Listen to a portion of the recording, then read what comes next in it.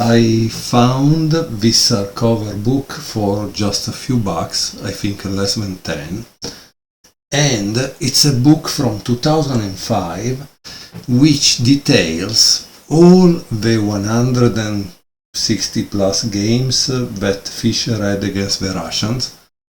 The Russians, however, I think it's the Soviet Union, because they include people like Bronstein. Then Bronstein, I think, was from Ukraine, then he moved to Moscow, etc., etc. Like many of these famous players, they moved obviously to Russia. But, or Tal it's from Riga, right? So it's not from Russia. In any case, the book has some of the secret Soviet Union documents that they made as a dossier against Fischer to prepare their players, and I will start to show you one thing. I don't start from the beginning in this book. I will start from this very important tournament, that is the World Blitz Championship in Herceg-Novi, 8 April 1970, that Fischer won 19 out of 22. Here there are some interviews of the players like Bronstein, Korchnoi, and the fourth game I'm going to show you is Mikhail Tal against Robert Fischer. This was a blitz game. In that time they didn't have digital clocks. They only had this kind of analog clock that you had to push, boom, boom, boom, very strong. And I think the games were 5 minutes in that time. It wasn't 3 minutes with increment, because again there were no increments at all. The games are not annotated, apart some little things. I don't know why, because after all they could have annotated, since they are strong players that wrote this book. In any case, fourth game, and obviously there are only about from 74 to 83, there are 9 games of this famous tournament, because obviously maybe there were no cameras in that time, so they probably memorize the games, okay? So that's the incredible thing. You find that here some grandmaster wrote it down after. Can you imagine? So let's see. E4, C5. This is typical Fischer, right? Knight F3, D6, Knight C3, E5, Bishop C4, Bishop E7. So Fischer is black. Reminder for that: D3, Knight F6, Castle, and the Knight C6. The pieces I'm using are called Dubrovnik 1950 from that year, because they were a favorite from Fischer. Tal continues with Knight E1, Castle. Obviously, Knight E1 means that you want to play F4, right? F4, E6. So, Tal expand on the king side, Fischer answer on the queen side. And E4, E takes F4, Bishop takes F4, and Bishop E6. Here we have Bishop takes E6, F takes E6, Bishop G3, and Queen B6. And this is a typical problem that you have once you have moved the F pawn, right? But notice also that the Queen B6 is attacking on B2. So not only the king on G1, but also the pawn on B2. Queen D2, Knight G4, Knight F3, knight d4. As we can see, this is Mikhail Tal, the genius of the attack, and yet, as you can see, Bobby Fischer pieces are in white's territory attacking. White doesn't really have pieces attacking the black territory, right? Rook a b1, defending this. Knight takes f3, check. G takes f3.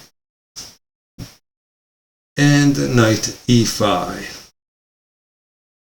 This is interesting. King g2. He strangely didn't take this, probably because he didn't want to. But this is kind of a very active knight, right? Because as you can see, he continues to move. Knight g6, knight e2, and knight h4 check. So in any case, as you can see, he has lost the bishop. It would have made maybe more sense to lose it on here, damaging the entire pawn structure, than to lose it on here. But again, I didn't analyze this game with an engine, so just take my annotations and comments with a grain of salt. b4, queen c7, again change of diagonal. B takes c5, D takes c5, e5, and rook f6, f4, rook a f8. So we see that Fischer is bringing all the pieces on the king side. Rook b6. On the other end, we see white that is probably blocking this to create more pressure and also attacking the pawn e6. Now there is a beautiful move by Fischer. Watch this. Boom! Bishop g5. Amazing. e5. Rook f5. And now rook takes e6, to which Fischer doesn't care, because obviously the goal here is attacking the king, so he answers with queen f7, rook d6, and bishop takes f4. Now, was there a better move than bishop takes f4? So try to pause the video, since differently from Fischer you don't have a clock ticking, and maybe you can find it, right? I think the better move was rook takes e5, because if he takes, boom! So that's kind of impossible, right? So probably rook takes e5 was better than bishop takes f4. Rook takes f4, rook takes f4, knight takes f4, and queen takes f4, and queen takes f4, and rook takes f4. Wow! So now we have an endgame of 3-5 against 3-5, but this is a pass pawn, while black doesn't really have pass pawn, but he has a queenside majority. So let's see what he does, because this is kind of interesting. And as we can see, at a certain point you need to become quite proficient in rook endgames if you really want to reach master level, right? Rook d7, rook f4, e6, king f8,